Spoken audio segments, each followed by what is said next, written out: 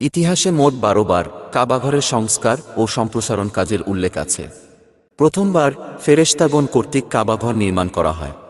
দ্বিতীয়বার হজরত আদম আলাইহিস সালাম কর্তৃক পুনর্নির্মাণ। তৃতীয়বার হজরত শীস আলাইহিস সালাম কর্তৃক। চতুর্থবার হজরত ইব্রাহিম আলাইহিস সালাম কর্তৃক। পঞ্চমবার আমালিকা সম্প্রদায় কর্তৃক। ষষ্ঠবার জুরহাম সম্প্রদায় কর্তৃক। সপ্তমবার কুসাই বিন কিলাব কর্তৃক। অষ্টমবার মোজার সম্প্রদায় কর্তৃক। নবমবার কুরাইশগণ কর্তৃক রাসূল সাল্লাল্লাহু আলাইহি ওয়াসাল্লাম এর নবুয়াত প্রাপ্তির ৫ বছর আগে। দশমবার হজরত আব্দুল্লাহ ইবনে জুবায়ের রাদিয়াল্লাহু আনহু এর কর্তৃক। ১১তমবার হাজ্জাজ ইবনে ইউসুফ কর্তৃক।